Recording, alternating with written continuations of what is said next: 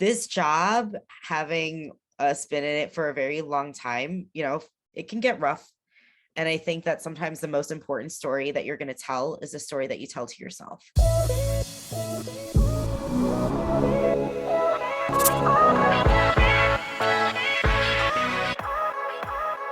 When we talk about UX, in my mind, there's a lot of different places that we can go. But the first thing that comes to mind for me is whenever I'm doing a show and tell or demoing to any of my stakeholders, right? Any of these people that really gave up their time and their trust in me to create and craft tools for them to use.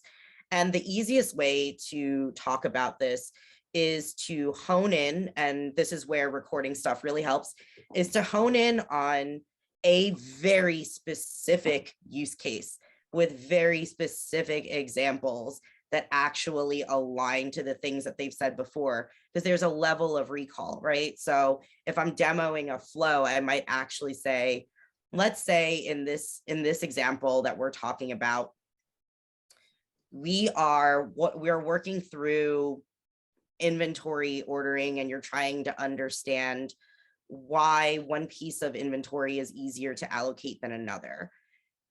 I'll literally just recall specific words that they've said, and I'll throw it in there as I'm talking through the flow.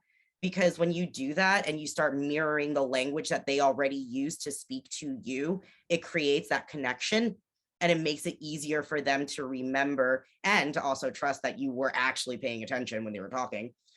So that for me, that's kind of like one shining thing, or one shining way that I try to use storytelling. It's not as blatant as like I made up a story, but you could literally create a universe, right? Using their language, recalling their problems, recalling their pain points, and crafting that and tying it back to what is this interface that they're looking at now? What were all the thoughts that went into it? What were some of the different options that you tried that didn't work to come up to this particular solution that's sitting in front of them today? Yeah, absolutely. I think that's what I love about Send, you're always going to have some kind of data angle. And for anybody who's worked in enterprise, uh, knowing the jargon is such a big thing, because you can get lost in that shit real quick. Like, especially acronyms.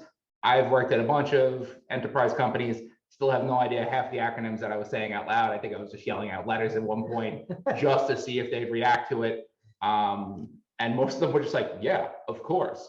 But as much as we would love to not buy into our own corporate jargon, we still have to say it. Like, you have to, when it comes to synergy and workflow and roadmap and agile sprints, once people hear that, then they really do pay attention, which is kind of terrifying. And this is also where storytelling meets active listening, where you always pay attention. And this goes back to how you do your research. Like, if you're doing stakeholder interviews, you're listening to them and listening to every word they say and following them down those rabbit holes. And you can take the things that you learned from that and bring that into your final presentation for a client. So for me, I've done stakeholder interviews, again, no surprise, me talking to strangers, for a bunch of people. And when I did the presentation, when I did the readouts back to the clients, like, me pulling in the words that were actually said, me pulling in the energy that the people use and their confusion or their excitement, like, you bring all that with you and you bring that to your presentation, and then you get buy-in. Like, the biggest thing, I think the best part about our job is that we get people like excited about very weird shit. Like, we'd be like, hey, so we did a bunch of research and we're doing a bunch of interviews. Now we're going to do wireframes. And then you say, like, these are going to be your structure of your page, and we're going to show you how the interactions work. We all know that shit's black and white. Like, there is zero excitement in wireframes. But if you bring your passion, excitement, and storytelling to it, they are going to get into it. Like, my example is, I worked with a client, and our Wednesday meeting where we would show off what was done during the sprints were like the place to be, because I was running it like a game show host. I was just like, let me show you what's coming up next. And they were so into it that they would bring randos from the company and just to watch. And I was like, oh, good, they got people, stakeholders in to watch. And they're like, yeah, no, we're just here to kind of watch the crazy shit that you're going to do. And I'm like, oh, that's so fine, because they still were excited about it and they were still paying attention, which is the most important part. And granted, you don't have to be as animated or as fucking New York or talk with your hands as I am. Like, you could still achieve it as an introvert. And I think that's something that probably was on somebody, at least one person's mind during this whole thing. Storytelling, you have to rise to the occasion, right? Like, when you have to do a presentation, if it's an interview, if it's working, if it's something, it's game time. So even if you aren't the biggest public speaker, you know, you muster it up to get your point across with good storytelling. Again, you don't have to do the whole dog and pony show that I do. As you can see, me and Christian are pretty opposite. Yeah. So I actually want to talk about 2 points, right? One that actually pivots off of that, and then another one around storytelling and stuff. So for the individuals that are not these extroverts about and animated and stuff, I think a key element in your particular part of storytelling as an introvert is practice what you're going to say, right? Write out some raw documents, some raw notes, and ahead of a meeting or ahead of a conversation, just try to frame out the actual conversation and the actual story you're actually trying to tell, right? Frame it out correctly from the hierarchy of like, this is the overview, this is the problem, and this is the solution that we're actually working towards. And like that context works in the context of like trying to deliver on a feature, trying to get like a stakeholders buy-in into certain efforts and stuff. And then along that lines, again, the second item is like storytelling also works when you're actually in the actual environment of working with people, right? So like, and this is something that Sin can very much speak to, but like the idea of like telling the story around how you can build partnerships with somebody, the story you're trying to tell about how you can work with somebody much more closely to get your ideas across the board. But at the end of the day, like part of that is trying to say, how can I alleviate your life, right? As a coworker, like how can I make your job easier? Tell me how I can actually help you, right? These are the ideas that I'm bringing to the table. I'd like to execute on these ideas, but in doing so, how can we do so to make your life easier? And this is how I think it can alleviate your day-to-day, but like, let me know what you actually think. Storytelling and building partnerships is key to just the team success at the end of the day, not only your success, but the team success. And like Sin, I don't know, not to put you on the spot, but I think you have some ideas on this as well. I think from my perspective, whenever, there were a couple of things that you said that made me smile a lot. And it was, the storytelling aspect of like, write this outline. I can't even tell you, first of all, despite how I seem on screen, I'm actually wildly introverted. And I went in from a position of speaking to a grand total of 4 people a day to speaking to like 30 people in a day. And it was very, very jarring, but I promise you can make it, because there is a very big difference between I'm an introvert and I am an introvert with peopling skills, and I will call it peopling. But I will tell you, what I will say about it is the first few times that I went to present or tell my story to people, it didn't matter if it was like 2 people, if it was 20 people, I would get so nervous about it. So what I ended up doing, and honestly, like us working remote kind of helped a lot with this, but what I ended up doing is I would just have sticky notes. You can't see it, but there's a monitor right up here that would have all of my speaking points in giant black marker. And it was arranged in order from like left to right, almost like a storyboard. So whenever I got nervous or started freaking out or didn't know what I was going to say, I would just glance up there really quickly. And I would have a way to be able to know, okay, like you veered off the path, go back on the path. And I think from a tactics perspective, if you're like super nervous, like I can be sometimes, it's really, really helpful because it doesn't break the continuity. It doesn't break the flow. Or just as easily, if you start to lose your words, you just make a joke in between, because nobody's really here waiting for you to fail. And nobody's here waiting for you to make a mistake, right? Like we're all human beings.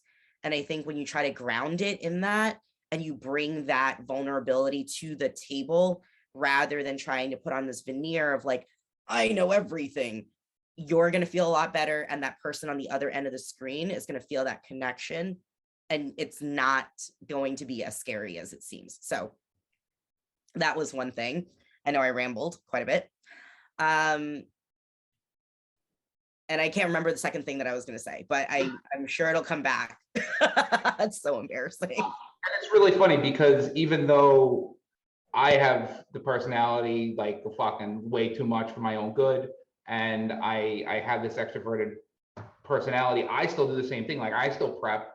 My whole thing is that I walk around my house and talk to myself. Like leading up to this, I have like 14 different scenarios of how this can go, and I have all the talking points in my head as I've been running around the house over the last 2 days, much to the chagrin of my poor girlfriend who's had to listen to me talk to myself. Because it is, like they're saying, that preparation is such a key part. And I think even though we do know the things that we are going to be presenting, I think having a format around it really does help out. One of the things that I think that would be a great skill to kind of grow is learning how to prepare for yourself. And like Sin referred to her Post-it notes, I've had people use the notes area in like Google Slides, or some people I've noticed on interviews will use a notepad and they look down on it, which is probably not the best idea when you're on camera because we're looking right at you. But find your way of keeping yourself prepared and keeping yourself in a flow. I think it's such a good habit. I think one of the things working remote has taught any of us is that habits and our routine is really, really important from us going stir crazy. I actually don't mind when somebody actually is note-taking on camera with a pen and paper, because all that tells me is somebody's actually trying, right? Oh, I do that all the time. This person's actually trying to be successful within this conversation and within this problem that we're trying to solve for. That's how you have a point, counterpoint. I remembered what I was going to say. I'm very proud of myself. Yay. The one thing that I would say is also like realize this other thing. No matter how many times you rehearse it, there is a 99.9% chance that you are not going to say the thing that you rehearsed. Yeah. That's not the point. The rehearsing part is for you to feel comfortable talking to a screen, talking to other people, and realizing that you're the subject matter expert, right? There's no point in time where I'm going to be like, no, you are wrong. I don't know. I'm not you. This is your show, your shebang. So that's kind of the way that I look at it. But to me, this kind of, it lends itself into a segue of this other question that we had. Many times stakeholders are more interested in the outcome rather than the journey, but it's also important to convey that journey to create the impact, how to overcome the dilemma. I'm going to say that, at least from my perspective, and y'all can feel free to correct me, I don't necessarily think that's always true. I think it's really around the sequencing, right? But when I say that storytelling is important, what I'm saying is it's important to bring people along for the ride. Now, it's a combination of two things. It's a combination of one, telling the story, and two, actually bringing them along for the ride, right? So you re-engage them every couple of weeks, once a month, whatever that cadence looks like to you. But what is important, and I have a funny story about this actually, but what is important about the outcome is the outcome has to be something that is meaningful for them, but they will tolerate, and even in some sense, the storytelling sets the tone. So back in the day when I was trying to build up some user research practice within an organization, I told this story of, have you ever gotten into a car and you're like 6'2"? The dude that I was talking to was literally like 6'2". I am 4'9". I'm like, have you ever gotten into a car that you rented and just didn't fit? And now everyone's staring at me like I'm crazy, right? But I'm like, this is what happens when you don't understand who the target demographic is. And then you wind up in a situation like this. You can't see the screen, but like there was literally a dude whose like knees were up to the steering wheel. I'm pretty sure Joe has been in that situation. I'm not that, I'm just wide. Well, okay, fine, but you get my point, right? And I'm like, and you don't fit into this car. I'm like, and it's uncomfortable and it's awkward and you're having all these arguments and you go through like 8 different vehicles to figure out what's the right one, when in reality, all it really took was for whoever that was renting you the car to understand who you were as a person and the fact that you can't fit into a very tiny clown car. You are a very large human being with long limbs, right? So that was kind of one of the entry points to me talking about user research, because that's really what it comes down to, right? How on earth could you ever possibly build tools for people to use within an organization if you don't know anything about them? Yep. Yeah, it's one of the toughest things, especially as the companies get bigger, right? When you're working in a company that has 90,000 layers, and and this actually goes to both points of the questions that are in the chat. The top layer wants to know, how is this going to affect? How is this going to affect our acquisition or our conversion and numbers. And, we still have to make them understand that what we're doing is for somebody. Like, this is where we're the empathetic group. Like, we're not to like toot our own horn, but like the UX design community is like the only area of like a company that runs on empathy. Like that's our main fuel for the fire, or coffee or booze, depending on how your day goes. But it's telling that story to really bring it home, right? So for me, I worked for a large credit card company, and I worked on their business side, right? And we had a small business side. So it was all about like, there's a suite of tools that every user gets. And I was like, how do we tell the story around getting people to understand that there's so much that they're going to get from getting this credit card and having that relationship? And they were like, we just need them to get credit cards. And I'm like, but to get them to get credit cards easily, we can sell them on all the other shit you get. Eventually I ended up coming up with an analogy of a sandwich, which ended up everybody started using, which was very disturbing. But to get them to understand, the first level was building a persona, right? Like, this is how personas end up becoming a big part of that, of our storytelling and of our UX research. So I'm from New York, no surprise. Anybody who's in New York or seen it on TV, you've always seen a bakery with a little Italian woman inside. And in this meeting, I was like, okay, so here's what we're gonna do. We're gonna try to help Marie. She owns a small bakery in Brooklyn. She makes the best cannolis and all the land. She wants to expand to a second location. How are we gonna get to expand to a second location? She's got a son, Anthony, who's supposed to take over the business, but he's an idiot. He's useless. We all know it. It's Anthony. But how do we get Marie the tools that she needs to grow her business? And then all of a sudden, a fucking light clicks in somebody's head, and they're like, oh, because they all know that person. They all have seen that person or bought cookies last minute before they go into somebody's house from that person. So it built a persona that was like ground level for everybody. And even in the realm of where we are, a product, the best part about our job is so many people use the tools that we build.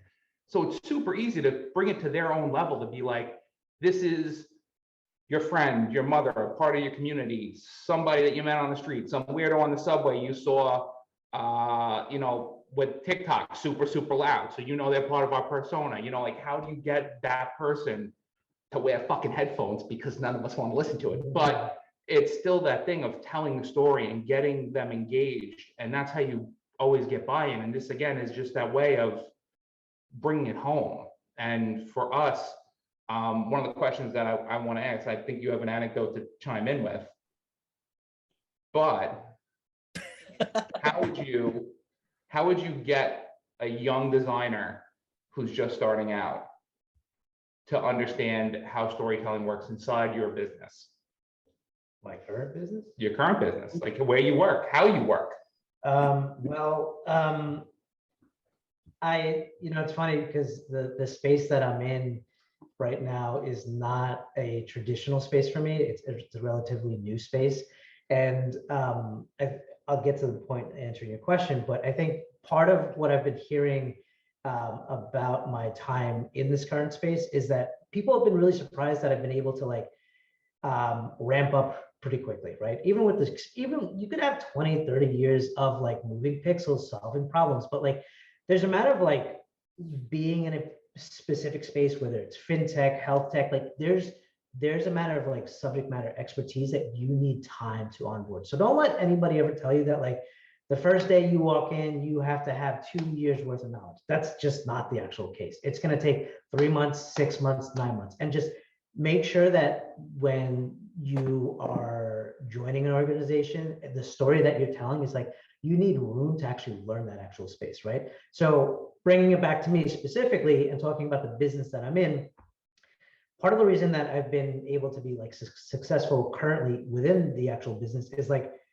I've told people I've just taken the actual problem and broken it down to a simple approach, right? Away from me, myself, to consume it.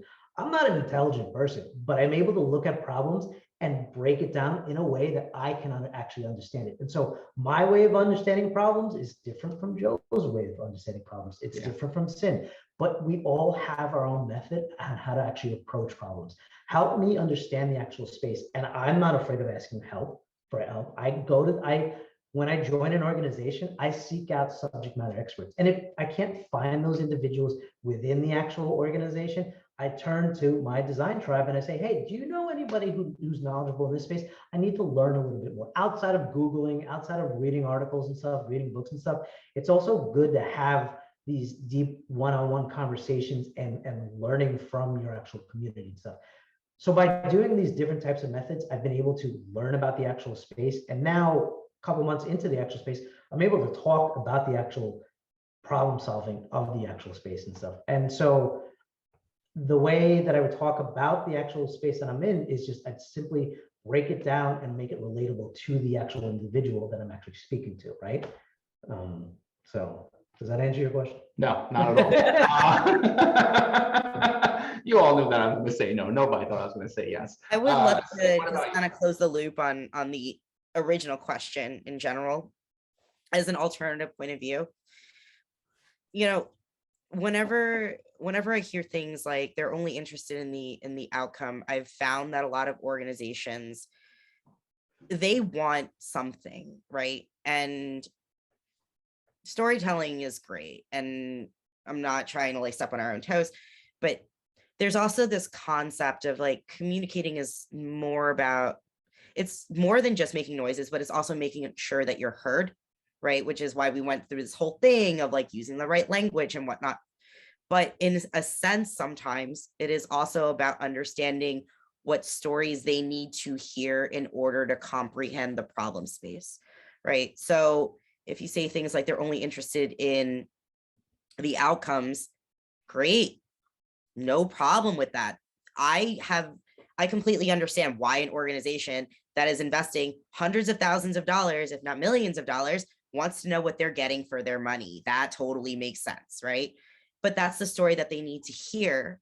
And I think when you start to unpack that and you think at it through a different lens, sure, maybe they might not want to know all the things that go into creating a beautiful, intuitive, and useful product.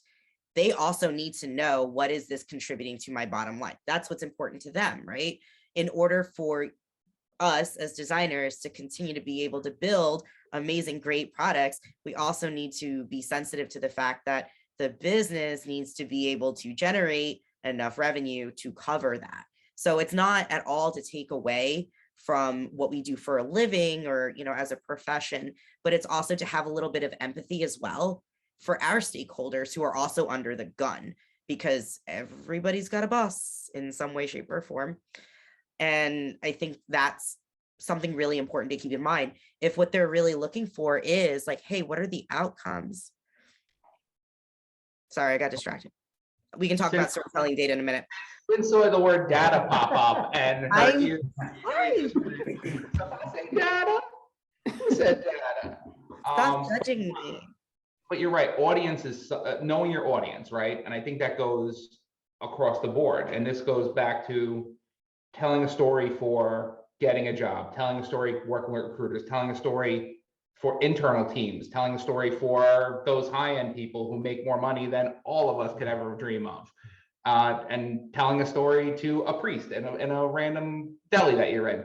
How do you look at who you're talking to and understand and give them what they need, what they have to leave the meeting or leave the experience with feeling accomplished and feeling good about themselves? Yeah, take the cannoli, leave I it. don't talk to a lot of priests in like delis, but those are like the two things that were on my head. I don't know why. Go figure. Joey, you know what it is? It's because you're thinking about like bacon, egg, and cheese. That's what it is. I'm always down for bacon, egg, and cheese. So Sin, as you were saying, as you got totally derailed by the term data, when you do tell a story, knowing that you are in a data-driven work, how do you tell a story with data without putting everybody to sleep? And please keep us all awake while you're doing it. I feel like you're judging me. Oh my God, this is so nervous. It depends on who I'm talking to. So let's say if I'm talking to my supervisor, right? For one thing, I will always say that if you're going to use data and storytelling, please make sure that the data actually makes sense and you're not just throwing data in for data's sake, because everyone talks about data these days, but they're not fully grasping like what it means or how to use it. So for instance, going back to my user research example, one of the things that I did was I created an executive summary slide and I said, hey, these were how many people that we ran the study with. This was how much we projected to have like created in cost savings by running this one research study alone, this pilot. This is what we project we will be saving over a year-long basis, round numbers, very round numbers, based off if we continue to run a study like this once a month for the rest of the year. I also have said things like, hey, this is our executive summary. This is some of the problems that we found within our product and in terms of our usability study. You know, X% of people, if there was an actually large group of people, please don't do that if it's like 3 out of 4 people, because it's like super misleading. Oh, that's 75%. That's banging. But I've definitely said things like, hey, like X% of people, we found that, and I pulled up a heat map within our product, X% of people got stuck on step 5, right? And we decided to re-engage these folks to run a second round of, conversations, research, whatever you want to call it, to understand why exactly this was happening. And this is a way that we can solve it. And by being able to catch this thing pretty early, we were able to project a cost savings of this. Because the reality is, you're gonna test it either way, but you can test it either in the most expensive way humanly possible, or you can test it in a less expensive way. Yeah, it's actually one of the, to Sin's point, like presenting data. I remember I presented analytics off a site, right? So we saw a big drop off at 33% of the length of a page. So I bring up the heat map and I said, I think our biggest problem is that people only get like a third of the way down the page. And then they just kind of like bail the fuck out. And their immediate reaction was, oh my God, we can't make the page shorter. And I'm like, I didn't say that. So we have to, again, going into storytelling in our job, right? Like the story of the page, like that content hierarchy has to be engaging, because we can have an 8,000 pixel length page as long as it's engaging. If it's like 5,000 pixels of accordion menus, we're gonna lose people, because as much fun it is to make those pluses, minuses, or watch those chevrons turn upside down, yeah, it's not good. Nobody wants to do that. So it's we're gonna go down the rabbit hole of telling a story for a project, but telling a story around data and is just very important. And it's the way, like Sim was saying, it's the context you put it in. People get very wrapped up in numbers. I just want to close one loop here, because I'm seeing a question around how you begin to project numbers. If you don't have anything, like we're talking tactics for a second and very roughly, if you don't have a way of benchmarking that within your organization, the easiest way to do it is to expose the cost of not doing it. That is the easiest way that I can explain it, is to look at what is things like velocity, what is things in terms of cost, assuming that you own that. You might not. I would recommend that you partner with your project manager, your product manager, your program manager, your design manager, somebody else who might have access to those kinds of numbers to understand velocity, right? And start to get down to the point of what is the cost of not testing something? Because there is an associated cost, and you can project it with pretty round numbers, right? Like because it's pretty much known that if you're trying to fix something that is already in prod, you have to scope it. It gets worked on in dev, it gets QA'd again, goes into UAT or whatever other environment before it gets pushed to prod, right? More product marketing, more bodies have to go into it, more developer hours, more designers work on it. You just have to kind of sit down and work with your design manager, your design director, product owner, whoever, and they can definitely help you figure out those numbers. But that's just a very rough example of what you're looking at. And it's actually a really interesting point, being knowledgeable, right? Like for us as like design leaders, like we have to keep our eyes on the prize, right? So we have to always pay attention to how our team works, how the next team works, how that team works, and how they all affect each other, right? One of the best things, the question on validating research is, for me right now, I'm doing a little bit of digging. I'm trying to figure out how many times that code's getting refactored, or how many times development has to keep running and doing more work, and all the things that could be avoided if we did like an extra 4 weeks of discovery. Like it's very easy to build it in when you watch how people get things done. I think it's such a, for us, it's a very important thing to be, like Sin said, being knowledgeable of everything that's going on around you. Well, and also don't be afraid to ask the question, right? Ask the questions, like ask the hard questions, like, and come from it from like a professional and positive perspective and stuff. But like, you know, Or like me. or, you know, ask the questions, what sort of data do we have on the actual traffic of this, you know, web portal or this actual website and stuff? What's the traffic versus desktop versus mobile? And sometimes you'll, you know, depending on the size of the company, you may get a response, we don't have anything. We have nothing tied to it and stuff, right? And in those instances, ask, is there anywhere else in the company that people are using data? Is there an implementation tool that's already being run that we can actually utilize for our experience? And then start capturing that actual data. You may find out that another part of the company has actually been running it for the last, you know, year and a half, 2 years and stuff. And now you'll be able to utilize that tool that's already implemented in the work that you're actually doing from a day-to-day perspective. And this is a great way to tie this all in, right? So as you were talking about giving presentations and you're in a working environment, you're telling these stories, you know, this is part of that speaking the language. This is a part of that understanding what's going on in your company and making sure everybody feels heard and everybody feels like they're included in what you're saying. Because when you're telling these stories, and if you go to it with just good intentions and a lot of flair, you may not get anywhere. But as long as you get there with when you come there with information and some type of valid claims, when you're doing, again, going back to like your own case studies, when you're putting together your own portfolio, you know, I understand this. I've been under NDAs. I know these two have been under NDAs before.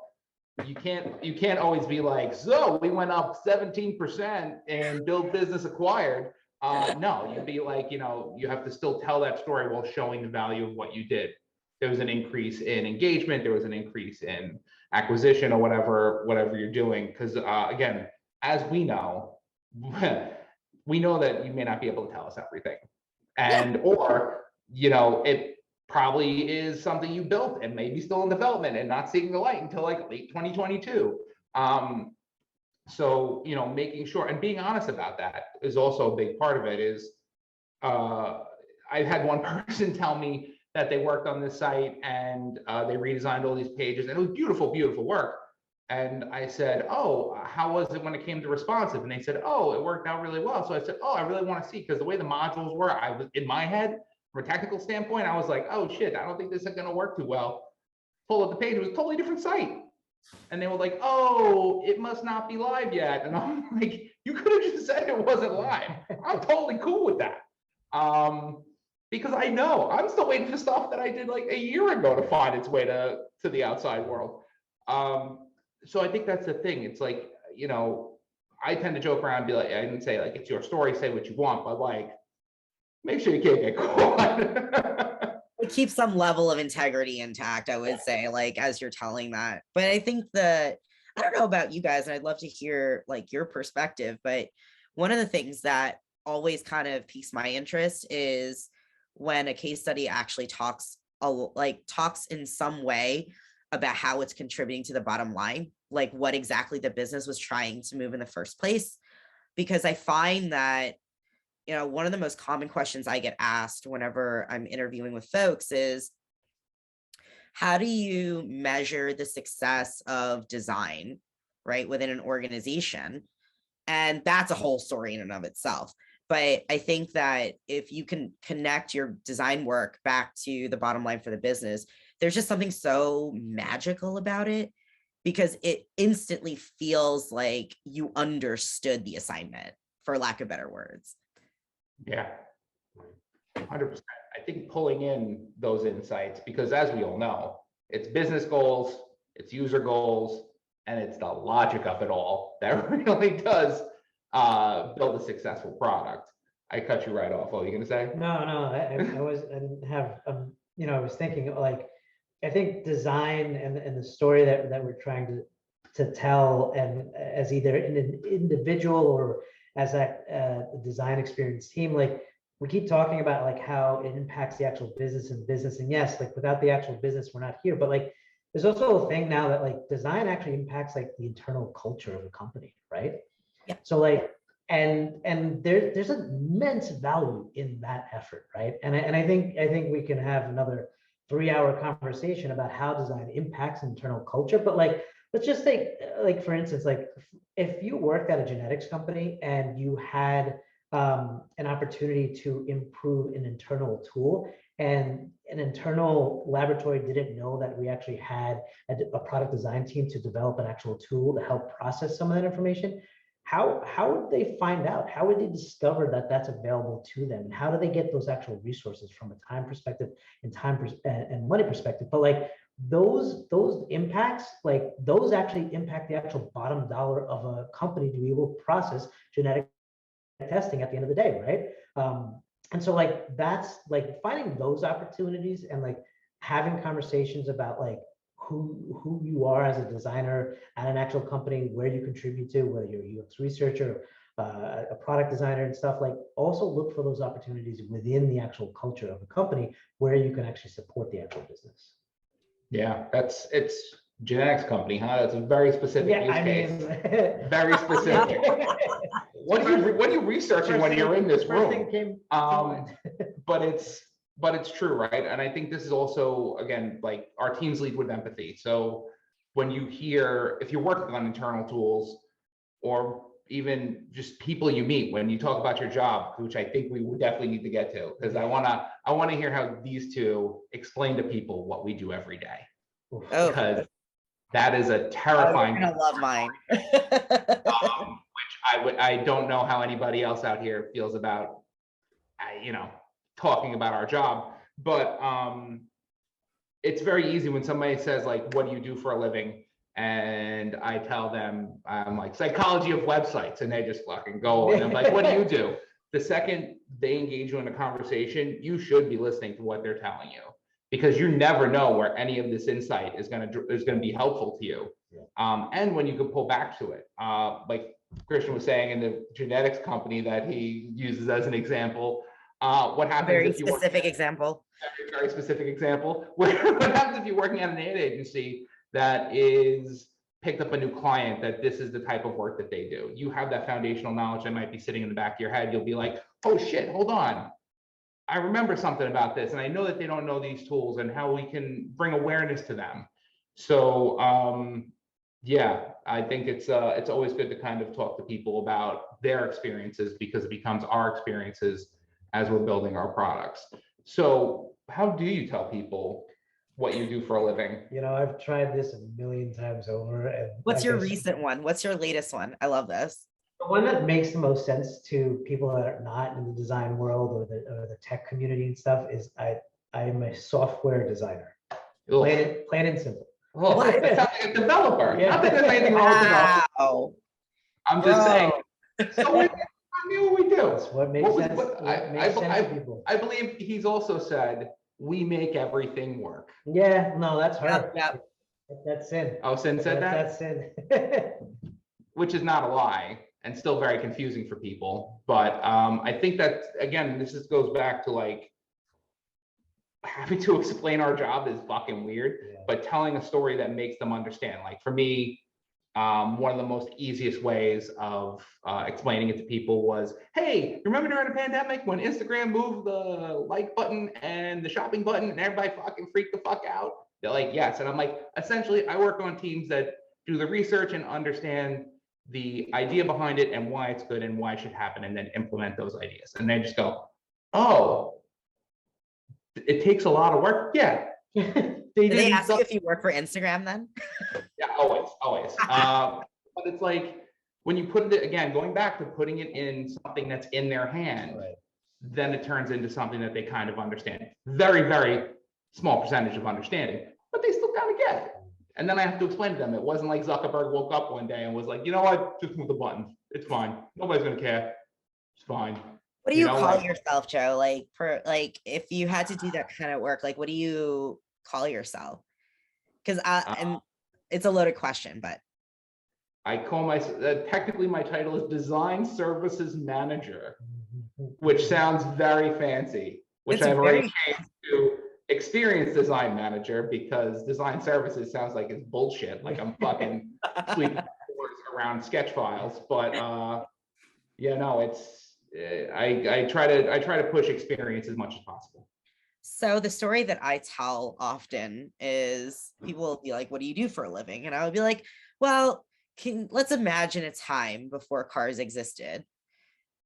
A analogy that my supervisor, my boss and mentor loves to use is, if you had asked anybody before cars existed, what would they have asked for? A faster horse. So the way that I describe it is, imagine that we live in a world before cars existed, and a whole bunch of people wanted a faster way to get from point A to point B. But you are basically told by leadership, it can't be a horse for whatever reason, can't be a bicycle or a skateboard. And then some folks might say, maybe it's a spaceship, maybe it is an amphibious vehicle. And it is my job to be like, no, dude, I think we need a car. Like it's got to be enough to make an impact, but it can't be so much that it terrifies people. And then we're going to figure out what that experience is of getting in the car, driving the car from point A to point B, and then exiting the car. Now take all that, put it into a screen, and that is more or less what I do on a day-to-day. That actually usually tends to work pretty well, surprisingly. That is the longest explanation I have ever heard in my life. But it works. Work times to figure out, imagine the wheel wasn't a thing. Hey, you know what? My nephew, who's like 15, 16, doesn't understand what a landline is. Well, he's never seen a rotary phone, okay? That's because we are old as hell. But yeah, I guess if you ever want to go into a long-winded discussion with people about what you did, use Sin's analogy of maybe cars. And you have to say it like in the movie trailer voice. Imagine in a world where cars did not exist. In a car that does not exist. I could totally do that. So but in my defense, it normally takes like not that long to tell that story. It's only because you guys were staring at me and made me nervous. That's the reason why? Yeah, whatever. I'm going to stick with that. So there is an excellent question here, which I think is one of my favorite. And I think this actually has come up pretty recently with trying to explain how things work. So UX is everywhere. We all know it. We've all experienced it in many ways. I use the example of the push and pull door as the worst UX experience ever created, because no matter how many times I see the word pull or the word push, I still do the opposite and or hit myself in the face with a door. So when we're trying to explain a non-web-based product, right? Or we're trying to, for instance, during the pandemic, I decided to develop a actual physical product, which I did before for many years. I built bicycles and I had to, as we're working with investors to try to get money because we need money. So I had to explain the experience on how this device in its physical form will impact people and how it will make them, it's a health device, how it's going to be healthier for them, how it's going to, how the pieces all come together. And then it always comes back to almost how we do UX work for digital products, because I'm explaining the research, I'm explaining the how, I'm explaining the why. The wireframe essential is the pieces that go together, and then explaining why it looks a certain way. And it's going through, it's so weird that like, the more I realize that the UX process and the design thinking process is literally built into fucking everything. And we can go back to sandwiches too. Yeah. That's why But it's all the same, right? Like design is a lifestyle. It's not a profession. It's just what they call it now.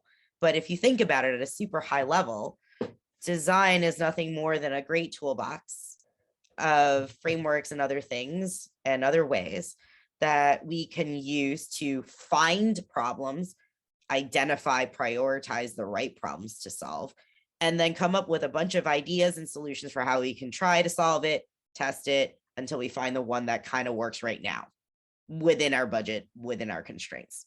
But that's just kind of my frame of mind. Sorry, Christian. I think you were trying to say something. No, just listening to the great stories being told. But it's true, right? Like as there was somebody wrote a story about attributing UX as a recipe, which is the most, tactile thing in the world, is like following a recipe and making food, which I've used many times. If you haven't noticed, I must have used a bunch of food analogies already because this.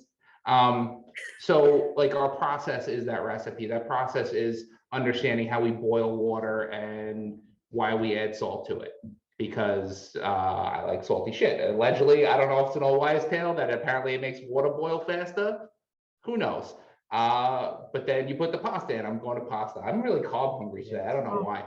So hungry. I could really go for some pasta. But again, it's like that process leading into that final product, so it's always following that way of thinking. And again, like as we go through explaining any part of our work, it's bringing home that point and bringing home that again, letting people understand to the easiest degree, even if it's something very difficult to understand, especially when it comes to genetic testing. Yeah, but let's be honest too. Like, I mean, you can spend 2 years, 4 years, 8 years, depending on the amount of time you want to spend at a company, and fine tune a process. And that process works for you, and it works for your team, and it works for your partners and stuff.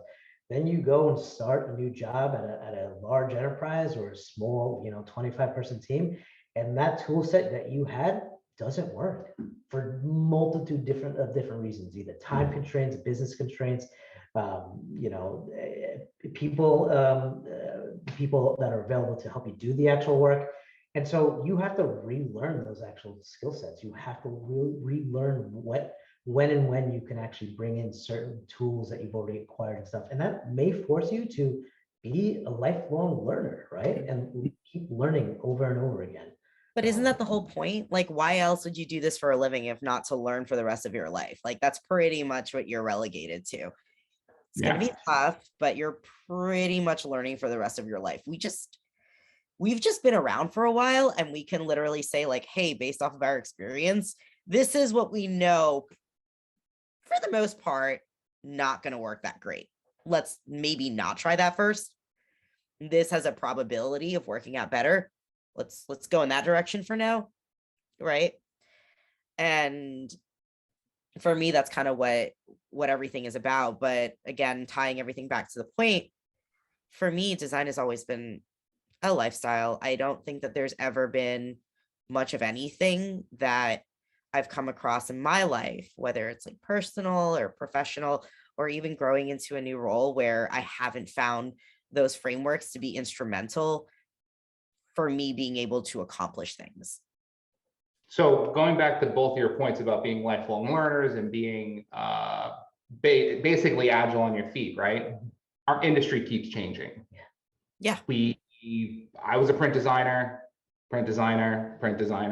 I'm pointing gesturally where Sin is, so wherever. If I'm pointing at you, I'm not being rude. some of the skills were still then, like we still had to sell in print design with the same type of storytelling and the same type of energy and understanding, and we'd come with different insights. So as it keeps growing, like how do you sell in AR or VR or a new experience or leveraging a new tool? I think that's how the foundation of wherever your storytelling starts, it's going to go with you, because you're going to have to go through that toolbox and pull out a new set of tools for how we're going to talk about this, how we're going to show value in that. Like I've worked with some companies that trying to sell in an AR experience, which is so cool and so much fun, and it's different, and it's and they immediately just don't understand why. And again, it's like understanding like engagement and their numbers, and going back to the idea of knowing the audience who you're talking to. And I think it's just a great way to continue our education, is being able to sell different parts of our medium. I think that design has just evolved so much over the years, right? Like you said, we were all print designers at one point in time. And, you know, some of us have been on the brand side, product marketing, like regular traditional marketing, like billboards and whatnot, like trade install. Like there's just so many things. But what was really the point of all of this? It was to communicate a message. It was to make somebody feel something. What is that something? Who is it that you're trying to target? Who needs to hear that message? And I think that at the heart of it all storytelling is about is, one, who are you telling the story to? Who is in the room, right? And how do you say something or communicate something? Because maybe sometimes it's not even words. Sometimes it's just visuals, messages, whatever. But how do you communicate something to the other person on the other end in a way that they're going to understand or receive your message? And however you have to tailor that is however you have to tailor it. Yeah, absolutely. I think one of our biggest skill sets is being able to really drive these stories home. And I think when it comes down to, and I touched upon it earlier, telling a story not just to people, but to our users. So Yeah. how are you building an experience that brings like some type of energy or some type of understanding, or even building internal tools? Like that still needs to feel a certain way and work for a rationale and a mindset. I feel like Sid's ready, locked and loaded. I think internal tools is an interesting space. It's in my opinion sometimes an often overlooked space because it's not consumer facing, it's not as sexy or whatever, right? There's 100 reasons why. But the beauty about internal tools is the ability to impact a human life, right? Every time, every release, like, you know that there is a difference there. But the story that you tell, ironically, isn't yours to tell. It's theirs, right? So it's about everything that we talked about. It's about, let me recount or retell you the problems that you had in your workflow, in your day-to-day, how it's going to be alleviated by this new feature, this new build, or this new idea, or this new concept that we're going to bring to life. But we want you, stakeholder person X, we want you to be a part of this journey because we're making this tool for you. We're not making this tool for us. Me, Sin, as a designer, I'm not designing this tool for myself. I'm designing this for you. So in order for me to make the most effective tool, I need you to be along for the ride. So it is all the things that we talked about, using their language, putting it in their context. And then once you develop that trust, which comes, they'll start telling you their stories. In this case, it could be use cases, as we call them, still stories, but use cases. They'll start telling you, like, what do I need this thing to do? What are the problems that I need to solve? This is great, but there's more to it. You know, here's some more nuances. Oh, hey, you know, I'm not the expert on this thing, but here's my peer, my counterpart somewhere else. You know, maybe you can connect with them. I'm sure they would love to partner with you. And that's really what it is, right? Design is really, it's not like design by community. It's not like everybody does the thing, but it does mean that it's inclusive, where we want to bring as many people into the fold as we can. Yeah, absolutely. When you're building your tools, how do you integrate storytelling into what you've worked on? Well, I mean, I tend to bring everybody that I'm working with into the actual room, right? So I bring in engineer partners, right? I bring in QA specialists. I bring in the data analytics team, and I want to understand like the tools that I'm building and how I need to actually include what these individuals are working towards, how the solutions that I'm working towards alleviates their day-to-day, right? Like how can I be considerate ahead of time of the solutions that I'm going to be offering will make their lives easier. And like part of that is like working with them to find that actual solution, doing working sessions, right? Trying to say in a working session, talking about stating an actual problem and driving towards a particular solution at the end of the day. But like in doing so and communicating and giving this actual transparency by telling these actual stories, at the end of the day, it saves the time, it saves the company time and money by expediting all these processes at the very end, right? That's how that impacts the bottom dollar for the actual business, because an engineer doesn't have to spend 2 nights working till 2 o'clock in the morning trying to problem solve something, because they spent an hour with the actual product designers and researchers understanding the actual problem space, right? That communication, that transparency saves so much time and effort in the long run. And you brought up a really good point also.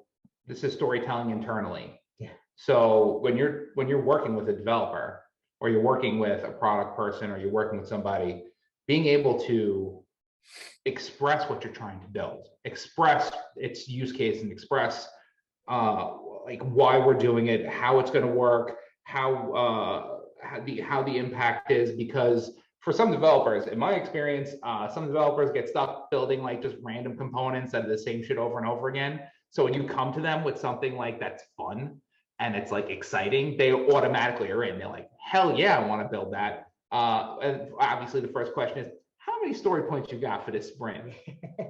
And that's like, our qualifying questions to make sure we're doing it right. But, being able to get that buy-in, because the worst thing we could do is show like a Figma file, and a developer without any context can say, yeah, I could build that. And then you explain like how all the interactions work and how this works and how that works. And then they're just like, oh shit, I can't build that. And then what are you going to do? Like everybody got, this was built into the sprint. Like, what are we going to do? Like, and this is that communication. This is that understanding and being able to let everybody know, like bring everybody into the fold of what we're doing. Because also those extra story points you can get from a Scrum Master if we have like leadership buy-in, because everybody else really likes it. It's everything that we're talking about, right? It's about building a shared understanding. And I think that design as a function is uniquely positioned to do that.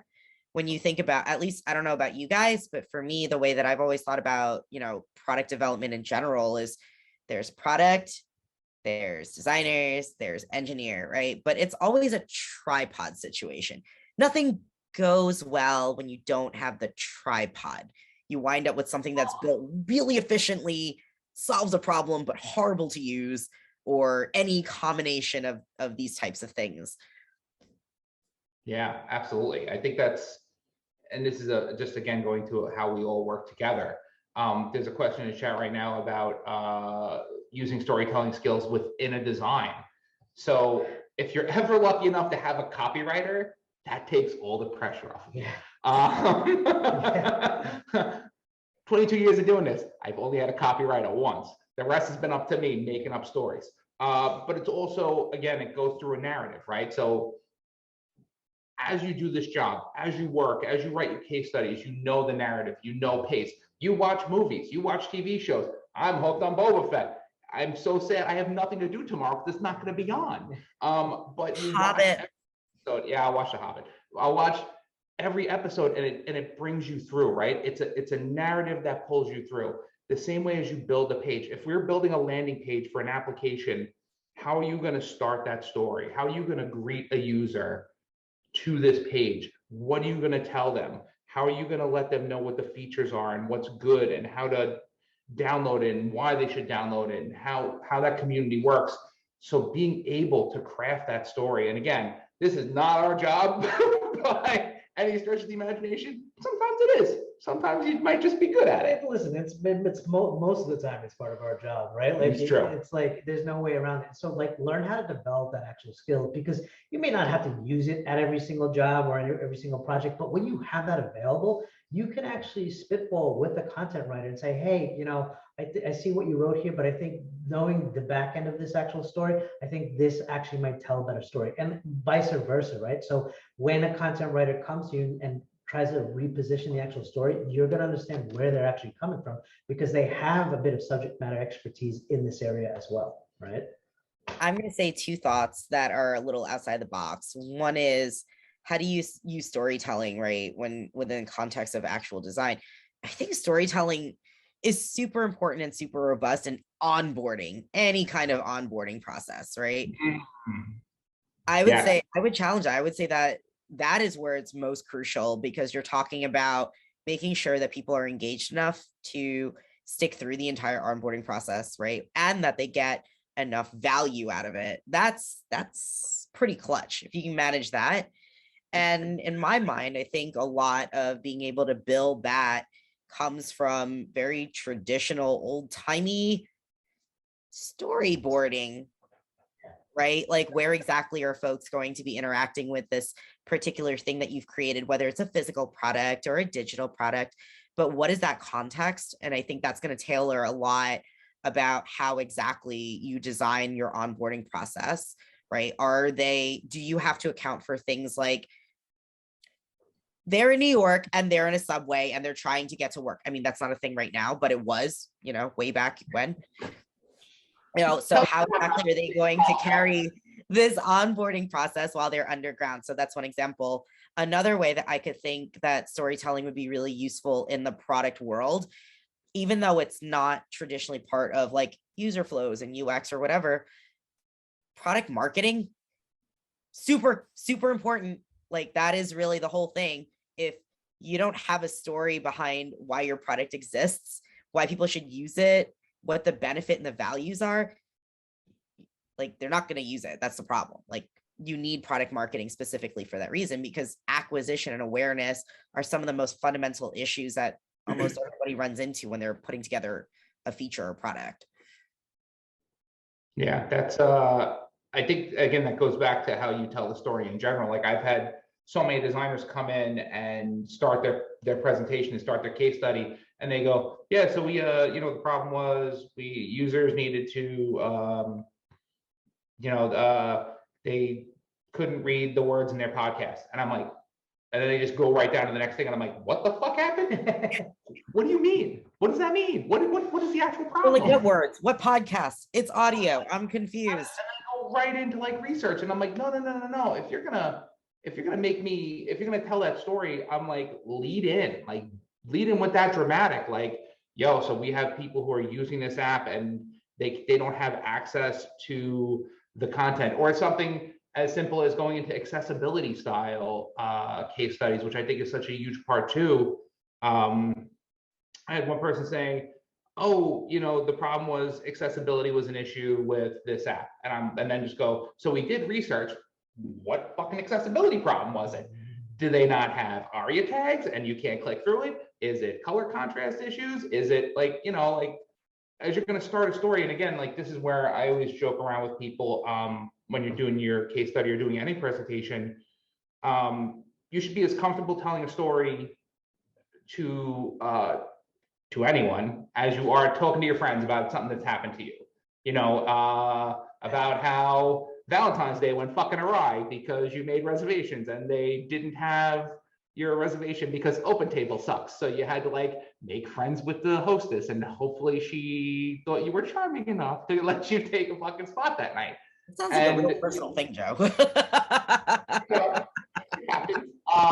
Technology fails us, but that's the thing. And as you tell a story, and we all know this, we've all watched people tell stories from like a regular person level, and we could see that level of excitement that they get if they got engaged, or they fucking found shoes on sale, or you had this banging burger at this bar one night. Like, everything that's happened around it, you know, it captivates you, and it captivates the people that you're talking to. And that's what you should be doing, as even when you talk about your work. Granted, yeah, I'm way too fucking into my job. Like, I love this shit way too much, and I'm going to be excited about it. But you should be too. You chose something that you'll do for the next 20 something years and love every minute of it, hopefully.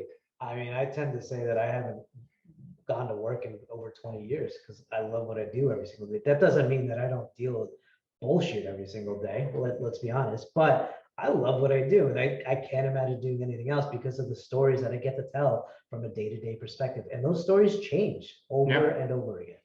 And even if we go down to the root of design, right? You work with a small business, or you help a friend, because Lord knows if you got into this, you have a bunch of people being like, yo, I have this idea for a nap. Can you help me out? Or during the pandemic, I did like 15 branding exercises because everybody needs a logo. But still that moment when you show it to them and they get excited. Yeah. You know, like, it sounds so fucking corny, and I will openly admit that this is corny as hell, but that's what it's about, is like bringing, like, having a client be happy, having a user be happy, or when you bring something to user testing and a user goes, wow, like, or they go, wow, this is dumb. And then you're still, at least, you know, you're evoking some kind of emotion from them. And then or my favorite, I've just recently been doing user testing, user research and stakeholder interviews, hearing people spill the tea on how much they hate their job, or how much they hate the tool that they use. You know, like, that's fantastic, because now I have a deck of stuff that I can't wait to show to the client and be like, yo, they ain't happy. One person called it a dumpster fire. Like, oh my God. And I get to use dumpster fire in quotes because it was an actual quote. But then, like, that's the pleasure of the job, is like still saying, like, hey, guess what? Your fucking software is on fire, but we're here to make it better. You know, like, they can't get worse. Like, you know, what are we gonna do? But I think that's part of how we sell in, and how we bring that excitement and bring that the clients just so much happiness. And or not, you know, whatever, fucking, who knows? Clients are clients. They go client. They'll always complain about money, but that's a whole other talk for another day. I will say that, like, the interesting thing about working in this space is you'll learn a lot about yourself and about, like, the world around you, right? Like, you figure out really quickly that, you know, very often if you run into, and I don't know about you guys, but for me, whenever I run into any kind of resistance, my first thought is always, I wonder where you got that from. That's really where it comes from, right? For me, the love of building internal tools is this idea that you get to help people do their best work, and then they get to go home at night and watch their kids grow up and make it to family dinner. Like, that's so exciting. I don't get the benefit necessarily of seeing, like, millions of consumers use one of my products, but I do get the benefit of knowing that, like, one extra person made it home for dinner tonight. That means the world. I will say, when you eventually work for, like, a big company and you engage a user of that product and ask them what they think, and they really are excited, it is a good feeling. And then I just be like, oh my God, you're going to be in so much debt. Like, because I worked in credit cards for way too long for my own good. But I think that's the thing, right? I think and it always starts, like, you don't get a job without being a good storyteller. You don't get things done inside your organization without being a good storyteller.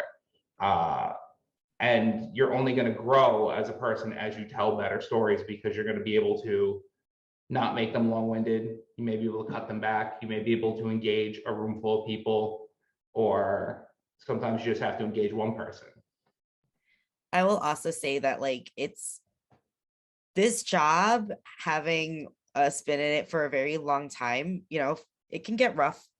And I think that sometimes the most important story that you're going to tell is a story that you tell to yourself. Ooh, shit, you got deep. But it's true. It's a story that you tell yourself, because how are you going to show up with your 20th iteration with the same amount of enthusiasm that you had for your second? That's tough, right? So you got to find something to hold on to. And that's the story that you tell yourself. You have to have something with that. No, I have got nothing. Jesus I'm not Christ. nothing Jesus. to that. Sin's getting claps from the West Coast. Wow, that's a good one. I don't even know what to fucking say to that. Yeah, no, I think that's an immensely powerful statement. And whoever is listening, you better fucking take notice on that. Well, it's why you show up. Yeah. If you don't have that, don't show up. Like at the end of the day, right? Like, Yeah, but we don't want, just so you know, we don't want you people Want you guys to keep showing up though. you not want you show to up for it. yeah. Please go But I tomorrow. What Please. what I'm trying to say is dig for that passion, dig Yes. for that actual Yeah. storytelling, right? You know, find the reason that you're trying to solve these actual problems from a day-to-day perspective, right? And like maybe have those conversations internally and finding those stories through those actual partnerships with those actual team members, right? Maybe it's a group, you know, guidance that, or a group North Star that you're actually working towards that gives you the actual story that you're actually working towards. So funny story about the North Star. Yeah. The love of storytelling is actually how we met. And then he ended up talking about it to Sin, and they started talking a bunch of stories, and then I met Sin. So that's how the three of us actually know each other.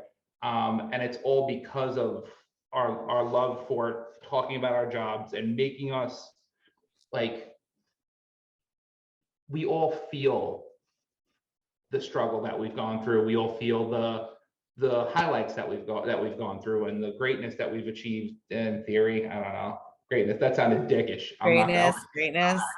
Accomplishments, that's a good one.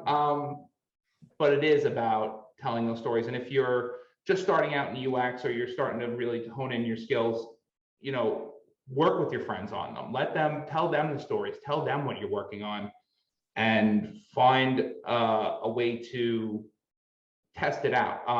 I love comedy. No surprise, I'm fucking cracking jokes all the time. But if you ever watch documentaries about comedians, not their fucking specials, they always talk about how they test out their material, how they go to different audiences and try it out and change the timing or change how they word things or anything like that. It's the same thing with our work. Yeah. You know, if you're One going to variable at a time, please.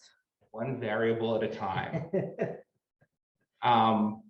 But as you tell your story, as you're going through your work and working through what you have to do, try out different ways of cadences. Like if you're going for a UX research interview, you know you're going to have to really hammer hard in the front part of that part of the experience, and then kind of dribble into like visual design, because it's not part of your job for that role in theory, because job descriptions are always so accurate. But you know what I mean? It's always being able to think on your feet and contour the story and be able to tell something that's really, really compelling, regardless of how boring it is. Data. Don't be so judgmental. Oh, 3 minutes to the end. I have a closing thought. My closing thought for you folks to understand is, like, I don't know where you guys are in your career and where you're building up to, but realize that a career is meant to be designed and it's not meant to be linear. And maybe if you're ever struggling with, I don't know where I'm going, I don't know what if I'm doing, I don't know if it's right, build your own story and work backwards from the end. So if you were successful at the end of the day, what does that look like? All right, well, what were the steps to get there? And that is the other story that you tell yourself.